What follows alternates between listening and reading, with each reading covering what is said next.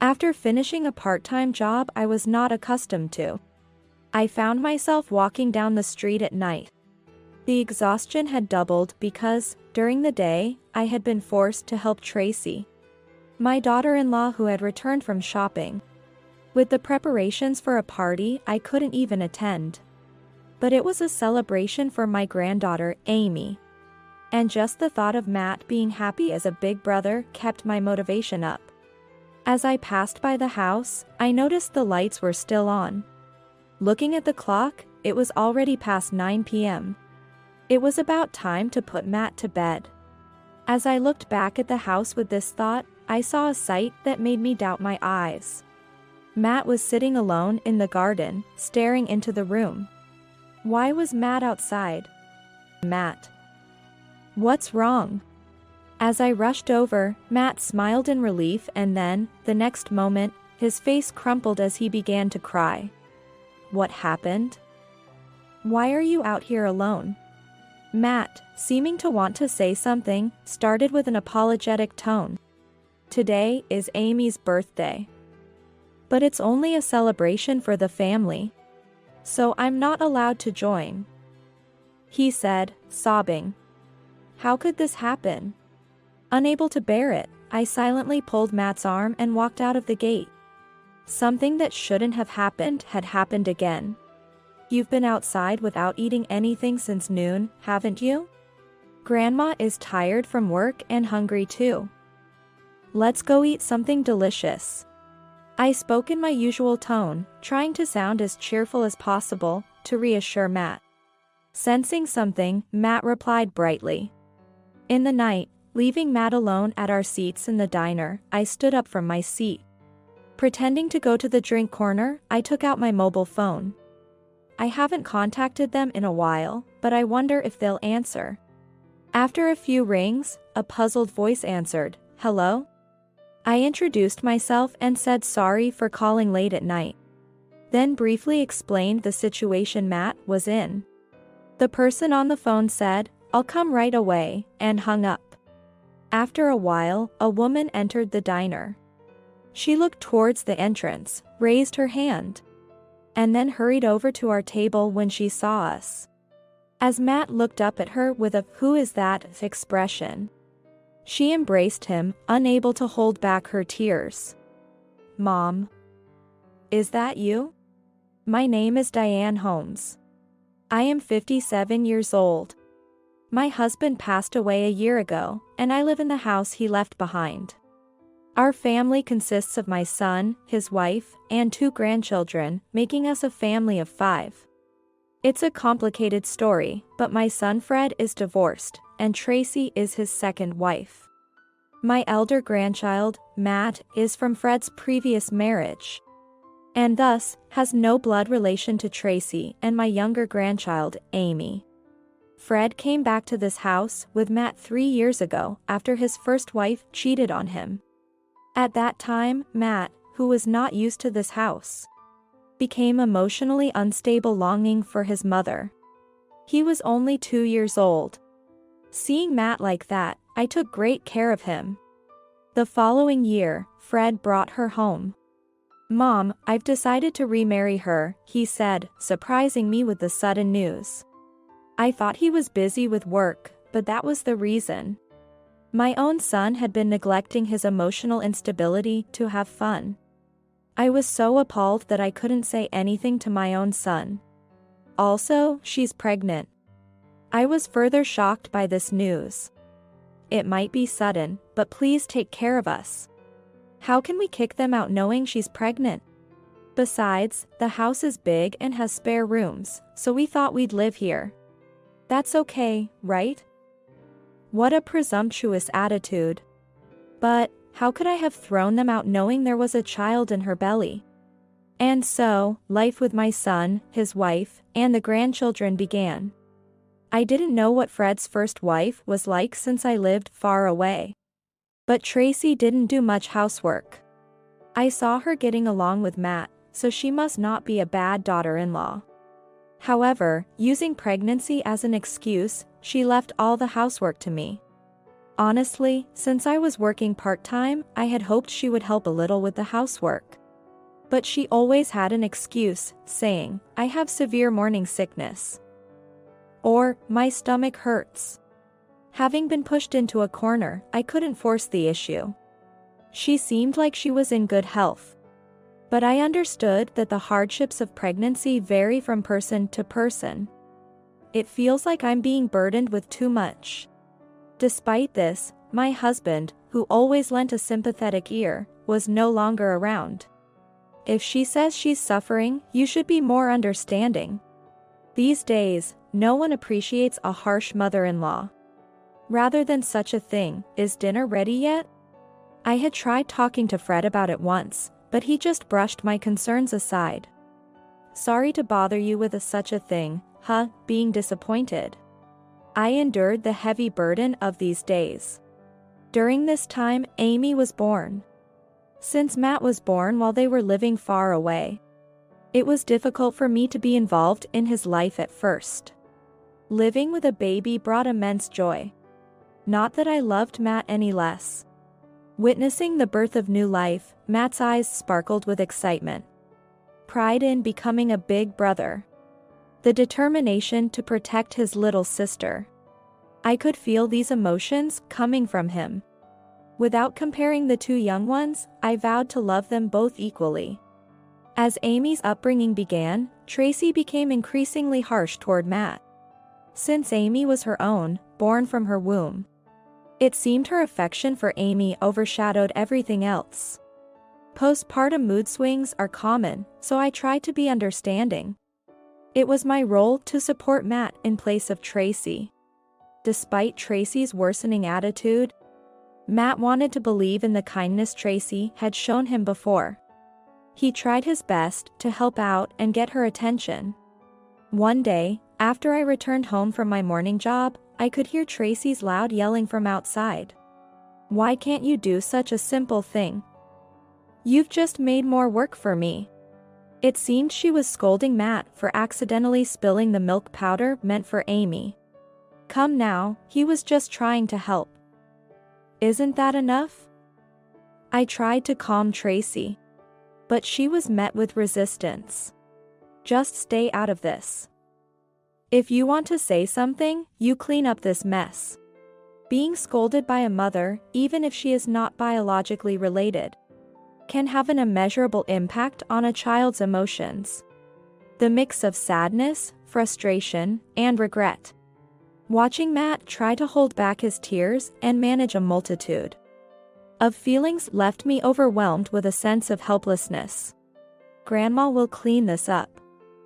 You did your best, didn't you?" After comforting and calming Matt, I cleaned up the spilled powder. "Amy, if you make such a clumsy mistake, it's a no-no for you. Your brother really is useless, isn't he?" After giving us a disdainful glance, Tracy turned to speak to Amy, who still doesn't understand words. I struggled to contain my anger towards Tracy, who wouldn't even give Matt a second look. At dinner, noticing Matt's absence, I asked Tracy about him. "Where's Matt?" "I don't know. Maybe he ran away because I scolded him?" That simply couldn't be the case. Matt was only 4 years old. Where could he possibly run away to? Just then, Fred came home. Despite raising my concerns to Fred, saying, "I can't find Matt," he nonchalantly replied, "He's a boy, maybe he went to the nearby park or something." Anyway, hi Amy, showing no sign of worry at all. Even for a boy, it was already past 7 p.m. Shouldn't they be worried if he was at the park alone? I left my uneaten meal and rushed outside. I searched the park, the route to kindergarten, and the supermarket, but found no sign of Matt. Maybe he's returned home. With that thought, I headed back, and as I was about to open the front door, I heard a sound like metal being struck coming from the garden. Our garden wasn't very large, but there was a small shed. It seemed the sound was coming from there. I froze, thinking, could it be? No, that's impossible. Approaching cautiously, I heard banging and a faint voice. Matt. Is that you? When I opened the shed door, I found Matt sitting inside, crying. How could they do this? I carried Matt back to confront Tracy and Fred, who looked awkwardly at each other upon seeing my furious expression. What is the meaning of this? While holding a still sobbing Matt, I confronted the two of them. Fred stammered. Well, I just heard about it from Tracy. After glaring sharply at Fred's fumbling response, Tracy, without a hint of remorse, stated, "It's Matt's fault. He ruined Amy's milk." I couldn't believe their reasoning. Just because of a small mistake, they locked a little child in a shed. How could I eat knowing what they had done? I raised my voice. What are you talking about? You're the one who made him do it. Even so, this is too much. Don't you have any sense of responsibility as a mother? At my stern rebuke, Fred stepped in to mediate. Let's calm down a bit, Mom. Tracy is just tired and irritable from taking care of Amy. Please, cut her some slack.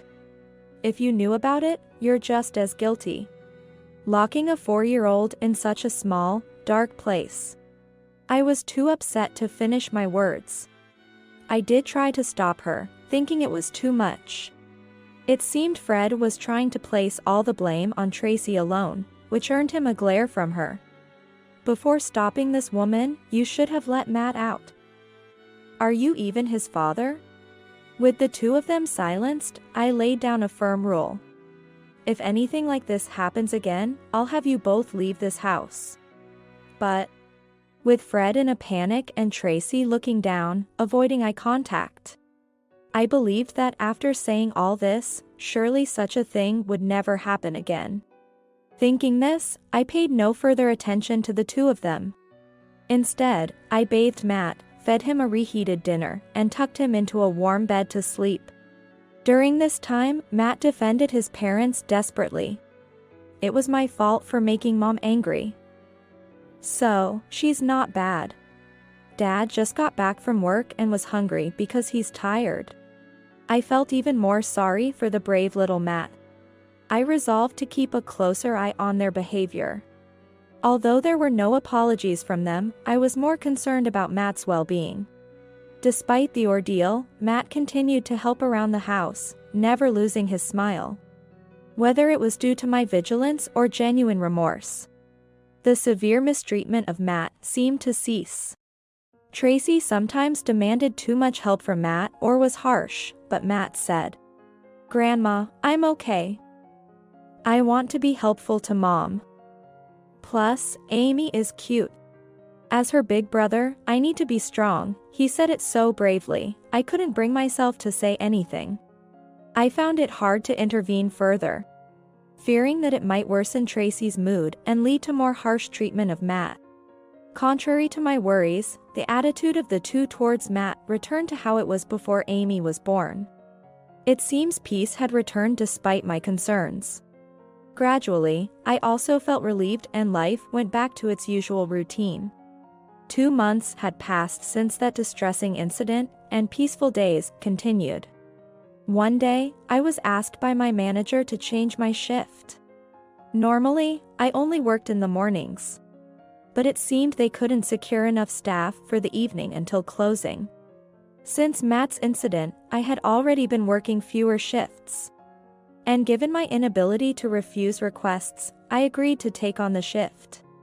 Though, aren't you going to work today, Mother? Surprised to see me at home during my usual work hours, Tracy struck up a conversation. There's a shift change today. I'll be working in the evening. So, I'm counting on you for dinner tonight. Tracy visibly showed her annoyance but suddenly brightened up with an idea. Then, let's have an early birthday party for Amy today. Knowing I would be absent due to work, it seemed I was not invited to the party. I wished to celebrate my granddaughter's first birthday too. I'll need to start preparing for the party right away and let Fred know to come home early. Ignoring my feelings, Tracy was pleased with her plan. Well then. I'm off to shop, so please watch Amy. Since you can't join the party, you can at least do that much for us. Using shopping as an excuse, Tracy was essentially giving me time alone with Amy. How selfish can one be? Feeling it was too troublesome to argue further, I quickly took Amy from Tracy and sent her off to shop. That evening, after finishing my shift at an unusual time, I was walking home in the dark. The day had been doubly tiring because I had to help Tracy, who had returned from shopping, with preparations for a party I couldn't even attend. But the thought of celebrating Amy's birthday and imagining Matt's happy face kept my spirits up.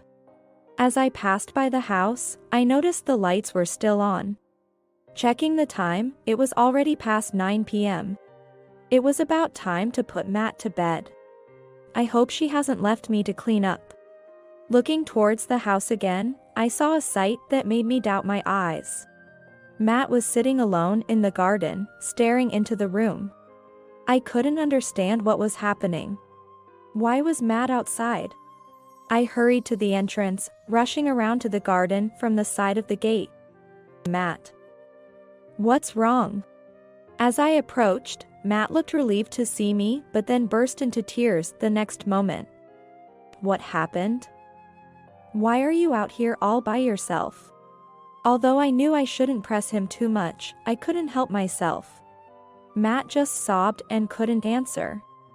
How about we go inside? He looked at me surprised, as if wanting to say something, and then hesitantly started to speak. Today is Amy's birthday. But they said it's a family-only celebration, and I can't join, he sobbed. How could they? I couldn't bear it any longer and silently pulled Matt by the arm, heading out of the gate. Something that shouldn't have happened, had happened again. What's wrong? Grandma, are you angry? Where are we going?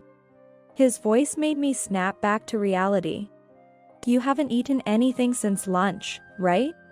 Grandma is tired from work, and I'm hungry too. Let's go eat something delicious. Trying to sound as cheerful as possible to reassure Matt, he brightened up and responded positively. Taking a child to a diner at this late time. I worried about being judged by others, but no one, not even the staff, seemed to pay us any mind. Leaving Matt at the table, I stood up. I'm going to get some juice. Pretending to head to the drink corner, I took out my phone instead. I wondered, I haven't contacted them in a while, but I wonder if they'll answer. After a few rings, a puzzled voice answered, "Hello?" I introduced myself and said sorry for calling late at night. Then briefly explained the situation Matt was in. The person on the phone said, "I'll come right away," and hung up. Returning to the table, I found Matt munching on the fries he'd ordered. You took a while, huh? As I placed the Coke I'd gotten for him on the table, he looked at me anxiously. I wasn't sure what you'd like to drink, I lied, but Matt quickly brightened up. I love Coke, he declared, eagerly gulping it down. He's only 5. Coming to a diner at this hour, he didn't even fuss. Quietly waiting alone at the table, he even seemed so sensitive about adults' feelings. Why does such a good kid have to? I was so frustrated, all I could do was watch him eat his fries. After finishing his fries, Matt seemed restless. Want to order a hamburger too? I suggested. Matt's expression grew tense as he said, I wonder if we'll get in trouble if we don't go home soon. Even though he said that, we couldn't just go back home yet. I was pondering how to explain this to Matt when a woman entered the diner. She looked toward the entrance, raised her hand at us, and hurried to our table. Matt looked up at her with a questioning expression as she embraced him. Unable to hold back her tears. The woman I had called earlier on the phone was Emma, Matt's biological mother. Mom. Is it really you? Matt seemed to remember her. Fred and Emma divorced when Matt was about 2 years old, 3 years ago. Yet, Matt remembered his real mother, whom he had yearned for when he first came to our house. Emma, too, had never forgotten about Matt for even a moment. As the two calmed down from their emotional reunion, I explained everything to Emma. I told her about Tracy's harsh treatment towards Matt, how he was locked in the shed after spilling milk powder, and how he was excluded from Amy's birthday party today because he was not family. I'm sorry. I should have been more vigilant. No, Diane. You don't have to apologize. You've been protecting Matt, haven't you? And you called me here. I had hesitated to call Emma because Fred had told me she had an affair, leading to their divorce, but she seemed different from what I had imagined. I invited you thinking you're Matt's mother. But I hope I didn't cause any trouble? Do you have a new partner or family? While hesitating and beating around the bush, I tried to clarify. Then Emma raised her voice. I don't have anyone like that. All I needed was Matt. What did she mean by that? I shared what Fred had told me about the divorce. And Emma's face turned pale as she revealed the truth. The truth is, it was Fred and that woman who had an affair. Emma shared the real story while sadly looking at a sleeping Matt. She explained that Fred and Tracy had started their relationship around the time Matt was born. Then, a man claiming to be a lawyer suddenly appeared, accusing Emma of having an affair and neglecting Matt. He presented documents for a divorce, compensation, and child support. Emma, who had no recollection of such actions, had no one to turn to. After losing her parents at a young age and being left all alone in the world, she became estranged from her friends following her marriage to Fred. Being a full-time homemaker and devoted entirely to caring for baby Matt, her outings were limited, and her interactions with neighbors were merely at the level of greetings. In such a situation, with her already sparse social connections, gathering evidence to prove her innocence was challenging. The thought made my head spin. You could have turned to me. But I was so shocked by Fred's betrayal at the time, I even doubted you. Emma seemed regretful for not reaching out. I felt ashamed of my son's actions and regretted not connecting more closely with Emma at the time. I despised myself. I'm truly sorry. And now, are you still paying child support? Yes. I had some money left by my parents. And I was lucky to return to my job before marriage. I've been paying without fail, for Matt's sake. I couldn't bear to hear anymore.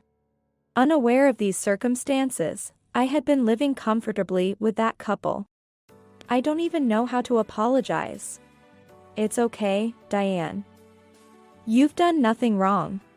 And now, I've finally been able to see Matt. That alone makes everything worth it. Emma's expression was serene. By the way, since Fred has custody, haven't you seen Matt at all? I broached the subject that had been bothering me. Emma's expression darkened as she whispered, since the divorce was finalized, not once, until today. What a situation. I couldn't hold back my emotions any longer. Emma. I've made up my mind. The real parents of Matt are not those two, it's only you. I won't let them take Matt away from you ever again. Emma looked at me in surprise.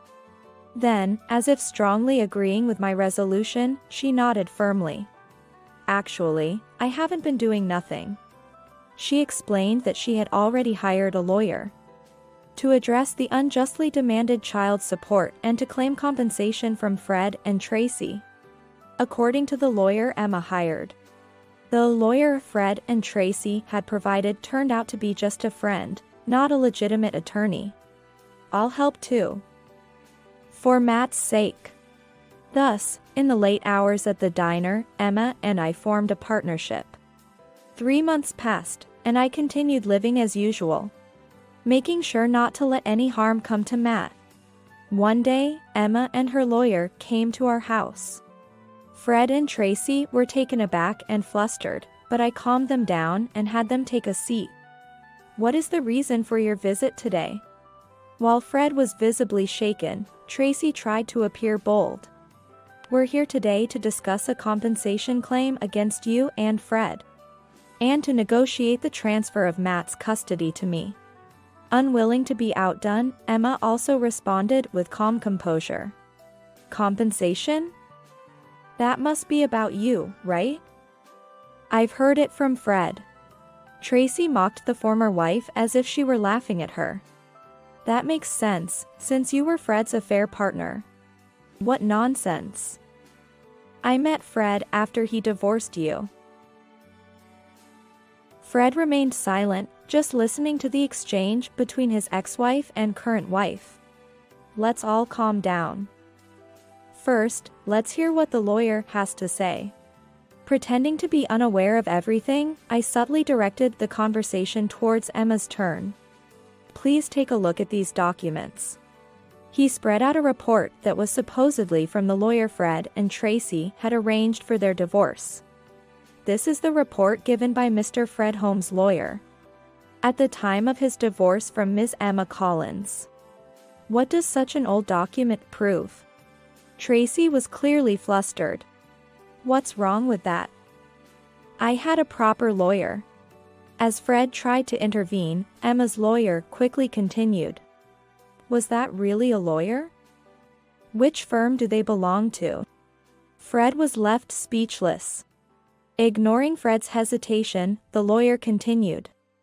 As a fellow lawyer, I must say, this report lacks credibility. The evidence photos are clearly fabricated. And the testimonies about Ms. Collins neglecting child care are too vague. But that's the evidence that led to their divorce. Tracy desperately clung to her argument. Indeed, Ms. Collins did divorce under those circumstances. However, the demands for child support were excessively high. Despite making regular payments, she hasn't been allowed to see her child, has she? That's because Matt said he didn't want to see her. I screamed internally, that's not true. Thinking back to when Matt first came to our house. How desperately he sought his mother's presence. I was trembling with anger. But she did neglect him, right? Regardless of how vague, we did have testimonies. Regaining some composure, Tracy began to speak. Would you like to see the childcare diary I kept at the time? With that, Emma pulled out a worn letter-sized notebook. The cover read, Matt's childcare diary. Such a thing could easily be filled in afterward. However, as Emma silently flipped through the notebook, the color drained from Tracy's face. The pages were densely filled with detailed records of Matt's feedings, diaper changes, sleep times, and at the end of each day, a brief diary entry from Emma. Messages to Matt filled any available space. Tracy, raising a 1-year-old Amy, should understand. Could someone accused of neglect keep such a meticulous diary? Tracy was speechless. Watching Tracy's reaction, Fred appeared utterly confused. It was clear he had no understanding of proper childcare. In this diary, there are entries about Mr. Holmes' actions as well. Me. Fred looked exhausted. It's about you being late from work or going on business trips. Emma added sarcastically, implying she was well aware. A diary can't reveal an affair. Tracy was right. A diary alone couldn't serve as evidence. That was the hard part. Tracy looked triumphantly at Emma, but then suddenly began to panic. I kept Fred's credit card statements. I found them tucked in our household book after the divorce. Neither Tracy nor Fred had any response. On the days Fred claimed to be on business trips and didn't come home, the credit card statement listed an in. Ignoring the silent pair, Emma smoothly went on.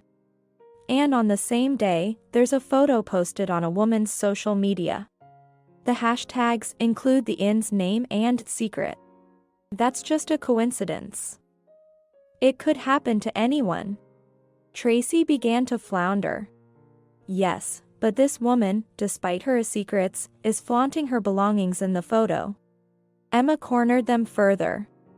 This watch in the photo is yours, isn't it, Fred? Tracy and Fred seemed to freeze. That kind of watch could be anywhere. Oh, so Tracy didn't know. That was a gift from my husband and me to Emma and Fred when they got married. It's a pair watch, completely custom made.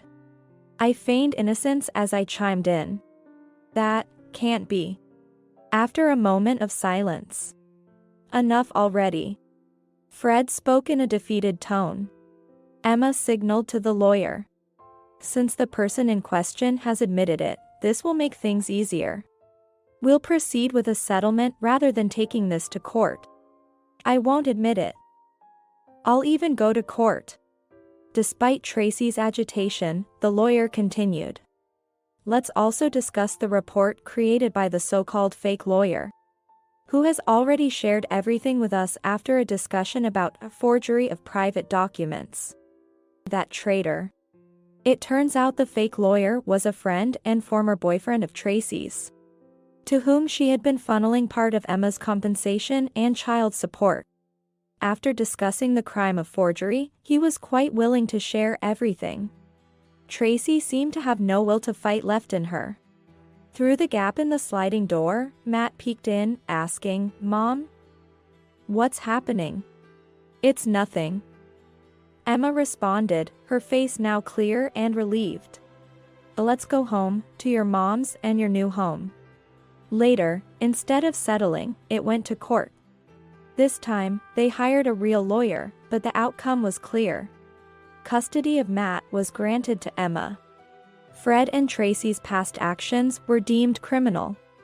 They were ordered to return the falsely claimed compensation and child support, and to pay compensation and child support to Emma.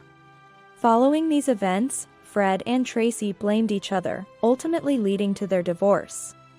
Tracy was disowned by her family, and Amy was taken in by her grandparents. Tracy ended up in debt and turned to working in the adult industry, a consequence of her own actions. I cut ties with Fred. Who would take care of a criminal? Having sold the house they lived in, I now live a comfortable life alone. I had no interest in where Fred and Tracy are or what they're doing, though I heard they're still paying Emma. As for Emma, she and Matt occasionally visit me. Our relationship has evolved into something akin to friendship. Interestingly, Emma seemed to have a good rapport with the lawyer from that time. When I visit, I often give her relationship advice. And it seems the lawyer gets along well with Matt too. One day, while Emma was seeking relationship advice from me, Matt suddenly said, "Mom, I love it when you smile. And I'm happiest when you and that man are together." A year has passed since then. Today is the day Emma and Matt are visiting me. Unable to wait, I went down to the entrance of her building to meet them. Soon, I could see the two of them walking towards me. Matt was holding Emma's hand, considerate of her condition. Such a kind boy. I was impressed. "Diane, did you come down to meet us?" "Thank you." "Of course. I was looking forward to it. Besides," I took Emma's bag, glancing at her now visibly larger belly. "You're not just taking care of yourself anymore. I can't wait to meet the baby. Dad's looking forward to it too." Seeing their happy faces, I smiled. Outside, the air was enveloped in the warm embrace of spring.